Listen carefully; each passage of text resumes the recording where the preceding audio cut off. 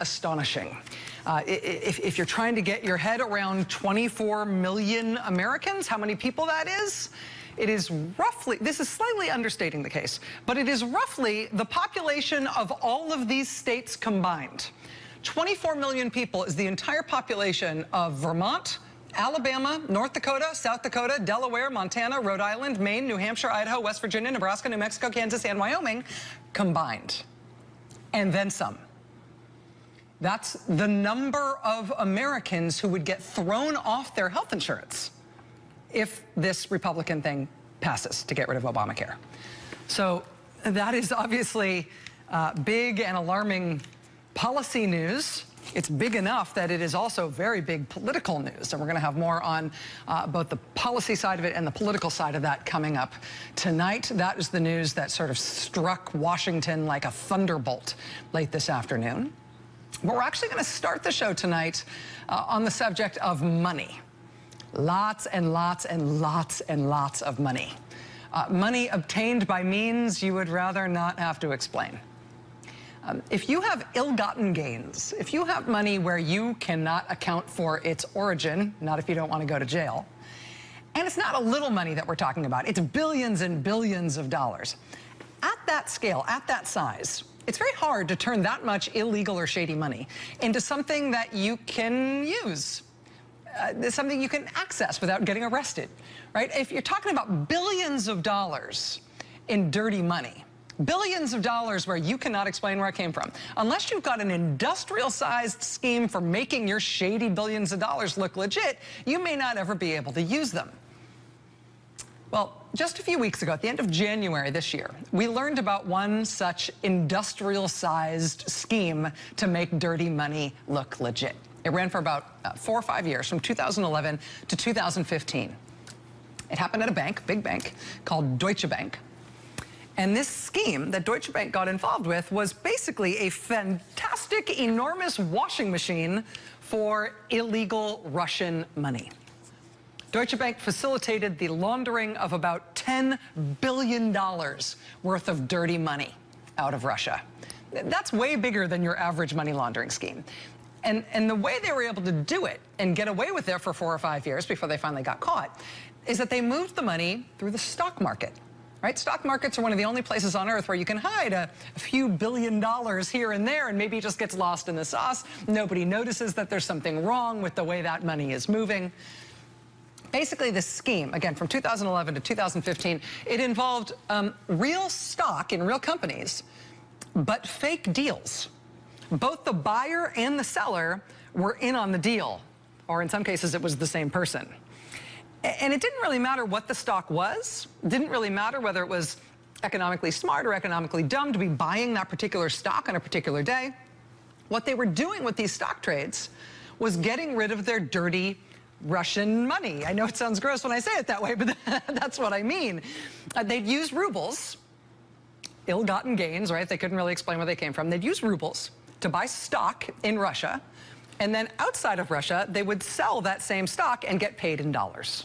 So it was a way to turn rubles into dollars. It was all a coordinated thing.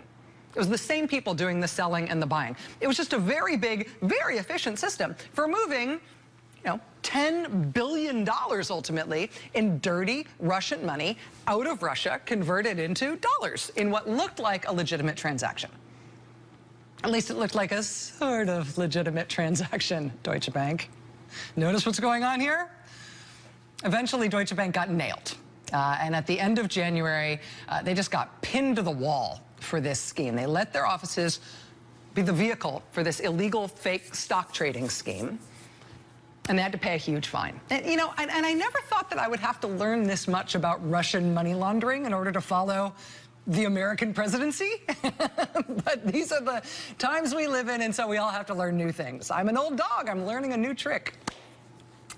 But it is kind of amazing when you start following Russian money laundering schemes all around the world. It is some exotic stuff, and it happens all over the world, and there is a ton of it. I mean, Russia's a big country. Russia's got 140-something million people.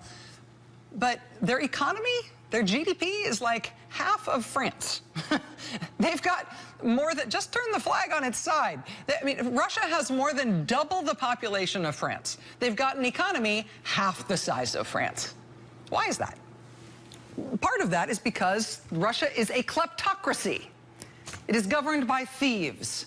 I mean, you keep hearing about Russian oligarchs. You know, sociologically, it's fascinating to see this brand new class of like oil chic level wealth among this tiny group of shady Russian guys with broken noses, right? But it tells you something about what has happened to the economy in that country and why Russia is still limping so badly in economic terms nearly 30 years after the wall came down. It's because this corrupt, remember it was supposed to be two superpowers in the world? Think about the economy of the United States and the economy of Russia, right? In Russia, there's this corrupt elite class of connected thieves at the top who have been siphoning money out of that country like they're sticking a shop vac into an ant farm, right? And I know we've got a billionaire class here and we've got corruption here and we've got, you know, levels of wealth inequality in this country that we haven't seen since the Gilded Age. I get it. In Russia, it is on a different magnitude. The class, the politically connected class at the top that is stealing is much smaller, is much more connected to the country's president, and is much more traceable now in this short amount of time in terms of the way they have yanked money out of that country and the way they have spread it all over the world to hide it and to disguise its origins. Russian money laundering, you should look into it. It's interesting. But you know, a funny thing happened about that Deutsche Bank Russian money laundering scheme when it got uncovered. As I said, this just a few weeks ago, end of January, Deutsche Bank had to pay $630 million in fines because it got caught in that scheme. But you know what happened on the day that fine was announced? Deutsche Bank got fined $630 million. And their stock price went up. Up? Investors were psyched. Whew, only $630 million. It sounds like a big fine. But to those guys, it was a relief. Oh, easily survivable, no problem. Here's the thing, though. There is still reason for them to worry about their Russian money laundering problem. Because that $630 million fine they had to pay, that was such a relief because it wasn't too big. That was a settlement that Deutsche Bank reached with New York State. Interesting, with the state. International banks have headquarters in New York City. New York State regulates banks that are headquartered in New York through their Department of Financial Services. The Department of Financial Services is who nailed Deutsche Bank for the Russian money laundering thing, made them pay that $630 million fine. And that's a good fine. That's a lot of money. And that settled the matter as far as New York State was concerned. But you know what? It's not over because there's also the feds. That was a state-level settlement. There's also the feds, the federal government. They're going after Deutsche Bank on this, too. And when the feds get you, that's when things can really start to add up. For example, Deutsche Bank got nailed just in December for a totally different thing. Deutsche Bank got nailed in December by the feds for their shady, illegal mortgage practices that led up to the financial collapse in this country. And the fine there, and the deal with the feds was not some millions of dollars or tens of millions of dollars or even hundreds of millions of dollars. Their fine there was a $7 billion fine, billion with a B. That was for their mortgage scheme. On that Russian money laundering scheme that Deutsche Bank already got caught for, the state part of it might be settled for $630 million, but the federal case is still open, still being pursued by the feds. And you know who's been pursuing the federal case against Deutsche Bank? Preet Bharara, who was just fired as the federal prosecutor in New York when the Trump Justice Department moved suddenly and without warning to remove all the U.S. attorneys around the country on Friday, including Preet Bharara, even though both President Trump himself and Attorney General Jeff Sessions himself had previously told Preet Bharara he could stay on the job. And we reported on Friday night, you know, that other presidents have replaced lots of U.S. attorneys or all the U.S. attorneys before. But nobody has ever fired all the U.S. attorneys the way the Trump folks did on Friday night. Called them in the afternoon on Friday, told all the U.S. attorneys, all without warning, that they were all fired immediately, they needed their desks cleaned out, and they needed their keys turned in by midnight. Get out. It's never happened like that before. Why the rush? And why Preet Bharara? Why is he included after you'd given him a personal assurance that he was staying on? That federal investigation into Russian money laundering by Deutsche Bank, that's one of any number of open investigations in the Justice Department that has just had a wrench thrown in those works by those sudden firings of all the U.S. attorneys on Friday. But looking at the pre-Perora firing, looking at this shock to the justice system that the Trump administration just levied, Deutsche Bank is a particularly sensitive subject. Deutsche Bank is a particularly sensitive subject of investigation for this president for a couple of reasons. First of all, the former chairman of Deutsche Bank, he left in the middle of all this scandal at his bank. He ended up landing very softly, though, at the Bank of Cyprus. Bank of Cyprus is itself a bank that has been in lots of hot water for Russian money laundering accusations. The Deutsche Bank chairman was installed as chairman of the Bank of Cyprus by the major shareholders of the Bank of Cyprus. Major shareholders of the Bank of Cyprus include this Russian oligarch. They call him the king of fertilizer. He's now becoming famous in this country for having inexplicably paid Donald Trump $95 million for a single house. It's the single largest price ever paid for a house in the United States. He paid Donald Trump $95 million for that property, even though Trump himself had only paid $41 million for it a few years earlier. Why did a Russian oligarch pay Donald Trump over $50 million over and above what Trump had paid for that property? We still don't know. The king of fertilizer reportedly never set foot in the property. He certainly never lived there. He has since torn it down, but Donald Trump pocketed over $50 million in that one sale with that Russian oligarch, who's a major shareholder in the Bank of Cyprus, which has been done and held up on Russian money laundering allegations over the years and now. In terms of the Bank of Cyprus, there is one American who is involved in that bank. The one American who is a major shareholder of the Bank of Cyprus, and until recently was its vice chairman, is our new Commerce Secretary, longtime Donald Trump friend Wilbur Ross. So the Deutsche Bank chairman landing there with the guy who inexplicably gave Donald Trump $50 million and Donald Trump's Commerce Secretary, that makes Deutsche Bank a little bit of a sensitive subject. The other reason Deutsche Bank is a sensitive subject for federal investigation at this point is because the president himself owes more money to Deutsche Bank than any other single lender in the world. President Trump is in hock to Deutsche Bank to the tune of hundreds of millions of dollars. Deutsche Bank is the largest known lender to Trump's businesses. So summarily removing the prosecutor going after Deutsche Bank, that has personal implications for this president. But that's not all, because it's not just him, it's his family. This is the Waldorf Astoria. It's a big, fancy, stately hotel in New York City, emphasis on stately. The U.S. ambassador to the United Nations always has a living suite at the Waldorf Astoria. Heads of state from all over the world, when they come to New York to do business at the UN, they stay at the Waldorf Astoria when they're here. The President of the United States stays at the Waldorf Astoria when he comes to New York for the UN or for any other business, or at least that used to be the case. That stopped in 2015 after a Chinese company bought the Waldorf, a company called Anbang. Anbang has murky ownership that nobody can ascertain. There are widespread suspicions that Anbang is a tool of the Chinese government.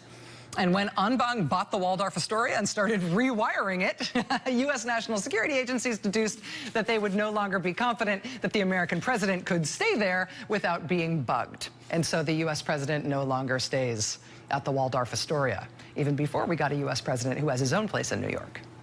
Anbang started off as a car insurance company in China, but they somehow became a gazillion-dollar global behemoth, and they started buying properties all over the world, particularly in the United States. During the Obama administration, some of Anbang's purchases were reviewed on national security grounds.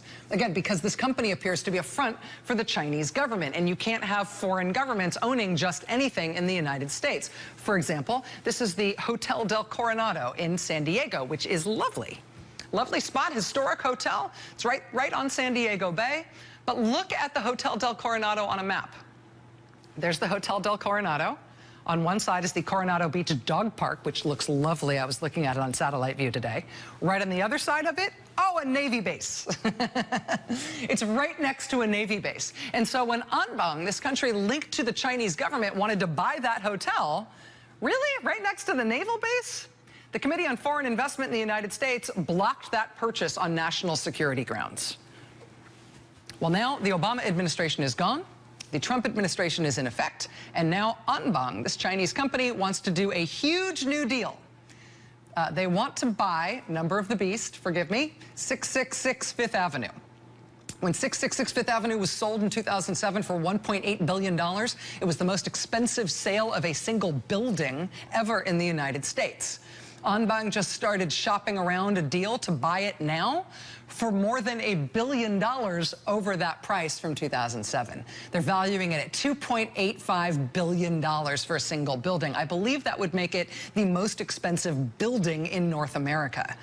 That huge inflation in price, over $1 billion more than the last time it was bought, that would result in a huge payout for the people who bought it back in 2007. If this deal goes through, the people who bought it back in 2007 who are now going to sell it to this Chinese company, they are going to make off like bandits. And the people who bought it in 2007 are, hey, remember Jared? The Kushner family, the Kushner real estate empire. And this new offer just unveiled by Anbang, which is believed to be tied to the Chinese government, the Kushners are looking at walking away with $400 million. Including some really inexplicable, super nice sweeteners to the deal, like a $250 million loan that the Kushners have outstanding on the property from their last refi effort. Part of this deal with Anbang would make the Kushners, they've got a $250 million loan. They'd only have to pay back 50 of it. Woo, it's an 80% off sale. Everything must go. This would be a massive purchase, though. Way bigger than the Hotel del Coronado. But like the Hotel del Coronado or any other major purchase by a company like this would have to be approved by the Committee on Foreign Investment in the United States. Committee on Foreign Investment in the United States isn't an obscure committee. Its members are basically the whole cabinet. Secretary of Defense, Secretary of Treasury, Secretary of Homeland Security, Secretary of Commerce, etc. Yeah, sorry, actually, this would be the old Committee on Foreign Investment in the United States. That's who was on it during the Obama administration. Now it's the Trump administration in effect. So now this is the Committee on Foreign Investment in the United States that will be evaluating whether or not Jared's family gets $400 million. Hey, look, it's Wilbur Ross from the Bank of Cyprus with the guy who paid Donald Trump $50 million extra for the... 2 days before the Trump administration decided to surprise fire all the U.S. attorneys with no notice, get your things, clean out your desk, be out by midnight, turn in your keys. 2 days before that, on Wednesday of last week, a group of watchdog organizations wrote to Preet Bharara as the U.S. Attorney for the Southern District of New York. And they asked him, based on his jurisdiction, to please look into whether or not the president was illegally receiving payments from foreign governments through his continuing ownership stake in the Trump Organization. John Conyers, top Democrat on the Judiciary Committee, he's now written to the Justice Department to ask for a list of all pending Justice Department investigations that involve members of the Trump administration, members of the Trump transition, members of the Trump campaign, or the Trump Organization. He says he wants that list of investigations so we can understand the full implications of this weekend's firings of the federal prosecutors. Were any of those prosecutors fired because of ongoing investigations into the Trump campaign or the Trump Organization or the Trump administration? We don't know why the Trump administration decided to fire all the U.S. attorneys in the way they did on Friday, with no warning, with apparently no preparation, with no replacements lined up to nominate for those positions. We particularly don't know why the president did a 180, did an about-face, and decided to throw out the U.S. attorney who has jurisdiction over things like Russian money laundering and the Trump business empire. But just one last point to chew on here. The Trump administration demanded, surprise, demanded the resignation of all the U.S. attorneys on Friday afternoon. Preet Bharara didn't do it. They asked for the resignations from all the U.S. attorneys. Preet Bharara did not do it. He knew at the time, we all knew, that the president had the power to remove him, and that by standing up and saying, I'm not going to resign, you're going to have to fire me, ultimately, the president would fire him. He knew that's how it would work out. But because Preet Bharara didn't resign, because he took that stand, and he did not submit his resignation when he was asked for it on Friday, because he said, you're going to have to fire me. And then they had to go through the process of firing him. I mean, there was no suspense as to what the outcome was going to be. There was no suspense as to whether or not he'd be allowed to keep his job. He knew he'd have to go. But because of the way he did it, because he didn't resign, because he made them fire him, he delayed the process. He didn't get fired. He didn't get removed from office until Saturday afternoon. By insisting that he would not resign and that they'd have to fire him, Preet Bharara bought himself, as best as I can tell, about 24 hours and 29 minutes. 24 and a half extra hours in office once he knew they were coming for him. So as you think about what pending investigations might have been rooted through that office in New York, Trump campaign, Trump transition, Trump administration, Trump organization.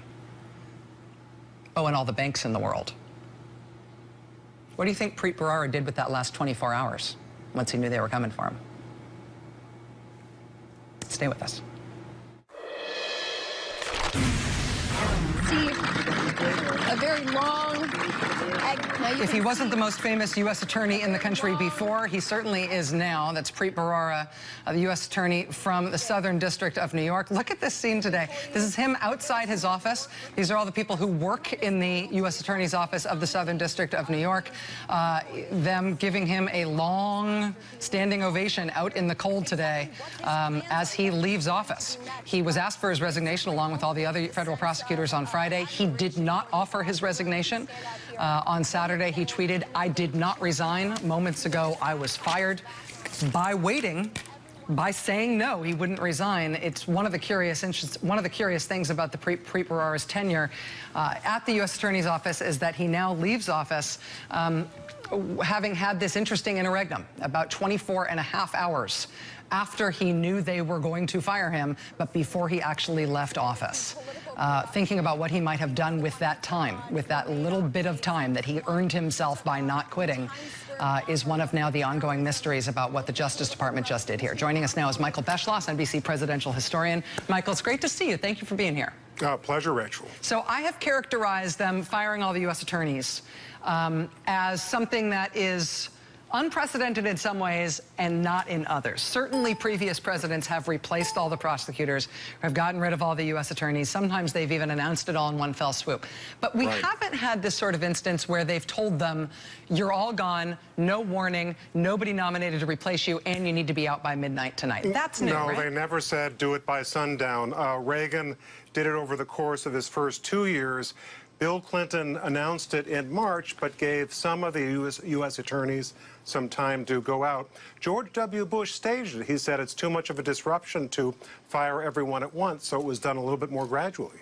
Michael, one of the things that we are seeing in terms of what's happening in Washington right now, and I think there's a renewed focus on Preet Bharara and ultimately probably on some of the other U.S. attorneys in terms of whether or not they might have been pursuing Justice Department investigations into some of the scandals of this administration, potential ties with Russia. We are starting to see Democrats raising the prospect that they might peel off from these congressional investigations. Congressional intelligence committees, both in the House and the Senate, are supposed to be leading these congressional investigations. This weekend, Democrats started to say, we're not sure that those are going to be free and fair and independent investigations. Maybe we shouldn't be part of them. Is that kind of negotiation, that kind of worry on the part of one party or another, that is the sort of thing that has precedent in previous years? It is, and you know, we would think of Devin Nunes and the House committee investigating the ties between Donald Trump and Russia, plus the Russian attack on our election last year, and interfering with democracy. And Adam Schiff, the ranking Democrat, saying we might not stay involved with this, you know, if the chairman does not pursue a vigorous investigation. And, you know, the classic examples of investigations that really worked would be like the Senate Watergate Committee, 1973. Senate said by 77-0, let's have this committee. There was great cooperation. Howard Baker, the Republican vice chairman, was, you know, very much of a straight shooter. He was trying to pursue truth. Same was true with the joint committee that investigated Iran-Contra in 1987. Those are examples of investigations where the committee saw great harmony between the two parties, and most of all, the chairman and ranking member, they had not said at the beginning, you know, we think the president is innocent or guilty. The problem, the difference here is with Chairman Nunes. As we know, he has said he doesn't think there's much to the ties between Donald Trump and Russia. He was a member of the Trump transition team. He has said that Michael Flynn was a victim and was doing great things for his country. He rejected the intelligence report in January saying that the Russians did try to help Donald Trump. So there's not a sign that there is that same kind of apartisanship that you saw in those earlier hearings. Michael Beschloss, NBC presidential historian. Michael, great to see you. Thank you for being with us tonight. Pleasure. We will know soon. Yeah, we will. All right, much more to come tonight, including a lesson that several members of Congress learned this weekend, which now has national implications for all of us. Stay with us. Welcome home, Congressman Darrell Issa.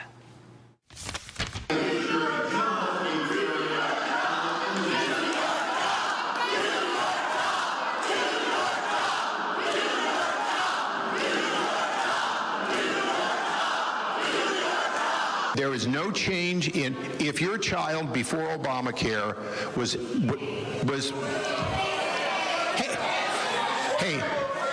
hey, it's not affordable, and by the way, Obama liked calling it Obamacare.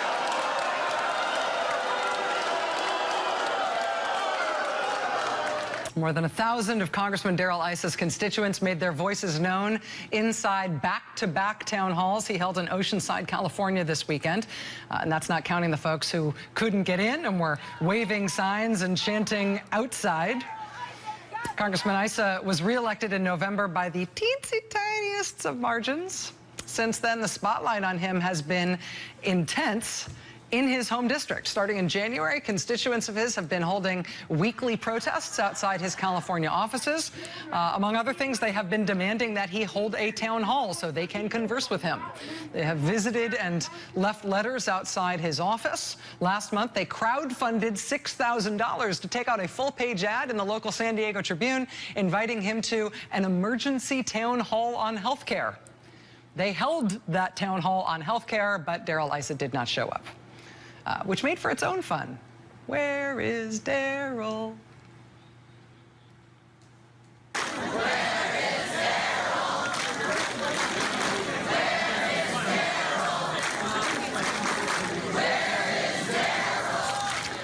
That kind of sustained pressure at home, week after week after week after week, is now maybe showing some results. This weekend, Congressman Issa did finally hold those two town halls.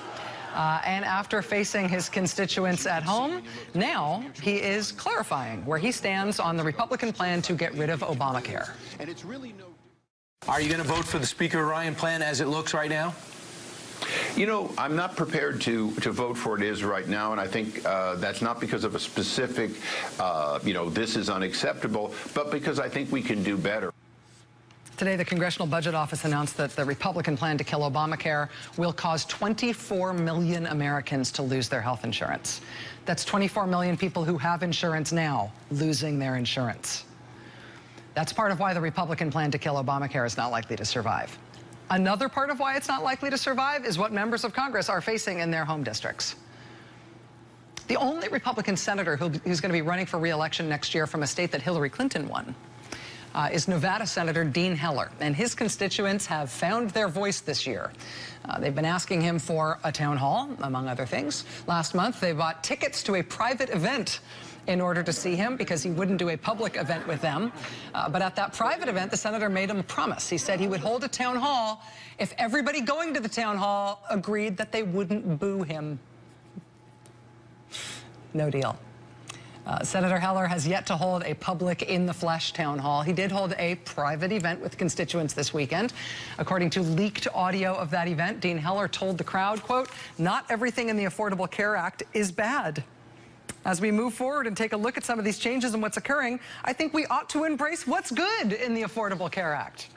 He also said, quote, "Do I believe that all Americans should have access to health care? Absolutely, I do." That was on Saturday. Again, today the CBO projected that 24 million Americans would eventually lose their health insurance under the new Republican plan to get rid of Obamacare. But you know what? The first 14 million of those 24 million, the first 14 million would lose coverage by 2018, just in time for the midterm elections, when Dean Heller and Darrell Issa will both be up for re-election in what are likely to be the fights of their lives. You can believe it's on their calendars already. This is Pauline Hanson. You can see her getting her champagne glass filled outside of Parliament in Australia. She's an Australian senator. She's also the head of a super conservative right-wing populist party in Australia called the One Nation Party. What she is toasting there outside the Australian Parliament is the election of Donald Trump. Drink up the day after the American election. I'm so excited that Donald Trump looks like he's just over the line, and I'm so happy about it because this is putting out a clear message to everyone around the world that the people power is now happening. And now, America, good on you guys. You got it right. I'm so happy that Donald Trump's there. To Donald Trump, cheers. Pauline Hanson was very excited that day. She called it a clear message to everyone around the world that the people power is now happening. The people power did not happen for her this weekend. They voted this weekend in a state election in Western Australia. Senator Hanson's party was projected to get a healthy 13% of the vote. They did not get 13%. Her right-wing anti-immigrant party actually got less than 5% of the vote. They bottomed out. Rough weekend for the Trump-loving nationalist party in Australia. No champagne toasts this time.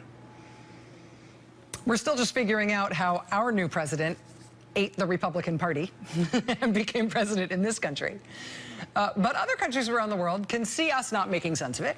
But a lot of them are also contending with their own version of this kind of politics within their own national traditions. The Dutch have their elections coming up the day after tomorrow. And this is the Netherlands' right-wing nationalist candidate. I always tell my American friends, if you let Islam being seated on your soil, don't be surprised that you will harvest Sharia law. But, I mean, there are more than 1 billion Muslims in the world. Can we keep them out of North America or indeed Western Europe? Well, I think we have to. If I would become the Prime Minister of the Netherlands next year, after I would win the elections, close the Dutch borders for immigrants from Islamic countries immediately. That's Geert Wilders speaking last year at the Republican convention in this country. He's anti-immigrant, anti-Muslim. I don't say that in an ad hominem way. He's literally been found guilty of inciting hatred against Muslims in the Netherlands. But he's giving the incumbent Dutch Prime Minister a run for his money. The polls are close. It's unclear exactly how it's going to go on Wednesday. And some people in the Netherlands, I think it's fair to say, are rather freaked out about what might happen in their elections in 2 days. They've been watching us tangled knee-deep in dealing with Russian interference in our election, wondering how that may have tipped the scales one way or the other in our experience. Well, the Dutch are trying to ensure that there are no similar shenanigans in their election. They decided to forego the use of electronic vote counting for their election this week. They're using paper ballots instead. Quote, voters will use red pencils to mark paper ballots, which will be hand counted in each voting precinct and then tallied across the nation's 20 voting districts. That's how the 17 million citizens of the Netherlands will be voting this Wednesday amid worries about Russian interference in their election with this very provocative right-wing anti-immigrant candidate standing. They are taking extra precautions to ensure the integrity of their elections. Joining us now is Eric Mouton. He's a North American correspondent for Dutch RTL TV. Mr. Mouton, thank you very much for being here. It's really nice to see you again. Nice to see you. So every American likes to draw parallels from our experience to explain every other country in the world. And I know that's a little bit unfair. Can you give us the bottom line in terms of the prospects for Geert Wilders and how the Dutch are approaching this election on Wednesday? Well, here they call him the Dutch Trump. He's been in office as a parliamentarian for way longer than Donald Trump was politically active. He's actually one of the longest members in Parliament. And yes, he could win. Right now, it looks like it's going to be a tie between 4 major parties, but, seeing the elections in the U.S., no one trusts the polls anymore. So even the Prime Minister today said, you know, it could go either way. It looks like the Prime Minister's party may become the biggest, but yes, it's still possible. What gives, what's the basis for the concerns about potential Russian interference? Well, everyone saw what happened, of course, in the U.S. With the FBI and the CIA saying about the Russian meddling in these elections, and they're worried that it's going to happen in Holland. We noticed that there have been sort of like a PR battles staged from Russia, just as you saw here. There's worries about hacking, there's worries about leaks. So people are just very worried and skeptical, and they just want to make sure that everything's just on the up and above. What are the Russian interests in this election? They just want the sense that we're hearing from our parliamentarians and our, you know, the Secret Service is that they want to sort of meddle. They want to sort of push a more pro-Russian or maybe a less anti-Russian politics in Europe. Of course, we've seen with what's happening in the Ukraine, and we had this horrendous moment when the plane was shot down from Ukraine with 193 Dutch people on board, and the Dutch authorities suspect that Russians were somehow involved in that. Maybe not the Russian government, but Russians on the ground. So there's a lot of worry about what are the Russians trying to do, and people are just want to make sure that democracy is working this time. If Wilders does get the largest portion of the vote, is it a foregone conclusion that he'll be able to assemble a government? Obviously, with four parties neck and neck in the running, nobody's going to end up with a majority. And you need a coalition in my country always, and the other parties have said, even the present Prime Minister said, I will not govern with this man, because you have to remember this is someone who is way to the right of Donald Trump when it comes to immigration. He wants to close all mosques. He wants to ban the Quran, which is constitutionally impossible in the Netherlands, of course. But this is his moment, and he says, this is where it's going to happen. I'm going to be the largest party in Holland. Well, the polls are saying right now it's going to be really tight. One of the other things that we've been watching here with both interest and I think it's been viewed with concern from the point of view of the Dutch is that there have been a lot of American conservatives, far right, particularly anti-Islam American conservatives, who have shoveled a lot of money to Wilders and his party. Hundreds of thousands of dollars over the years. And we've only now seen that that's actually becoming a little bit less over this last year. What's the New York Times reporting that? But yes, there is a large group of people in the U.S. who want to support his anti-Islam message and are very actively helping him by, you know, commercial time on TV, for instance. Eric Mouton, North America correspondent for Dutch RTL. Thank you. I appreciate it. You're welcome. Let us know how it goes. Yes. All right. We'll be right back. Stay with us. We've reported in recent days about some of the unexplained, unanswered questions concerning the firing of National Security Advisor Mike Flynn after only 24 days on the job. We've also been reporting a little bit on what's happened to him since he was fired. Since he was fired last week, General Flynn was apparently persuaded to retroactively file papers to declare himself a foreign agent. He was a paid lobbyist lobbying for the interests of the government of Turkey, while he was also helping to elect Donald Trump and serving in the Trump transition. Also, incidentally, while he was sitting in on top secret national security briefings. But it turns out to be super important that he has filed those papers now. The filings specifically end up being important because we're now learning something from his I'm a foreign agent papers that have finally made a very mysterious episode from the campaign last year all of a sudden make sense. Oh, that's why that happened. What we're learning, what it means, and more still unexplained questions about Michael Flynn. Next. If you need a nominee for the sexiest word in politics, you could do worse than cover up. And 3 weeks out from the election, conservative media found one. Headline, an attempted Hillary email cover up? Question mark? Weekly Standard reporting on October 15th. Quote, a senior State Department official repeatedly pressed the FBI to change the classification of emails stored on Hillary Clinton's private server, according to FBI interview summaries set to be released in coming days. The Undersecretary of State for Management discussed providing additional overseas slots for the FBI in exchange for revisions to classifications of the sensitive emails. And then comes the runner-up sexiest words in politics. Quote, the FBI records official says that his colleague pressured him to declassify an email, quote, in exchange for a quid pro quo.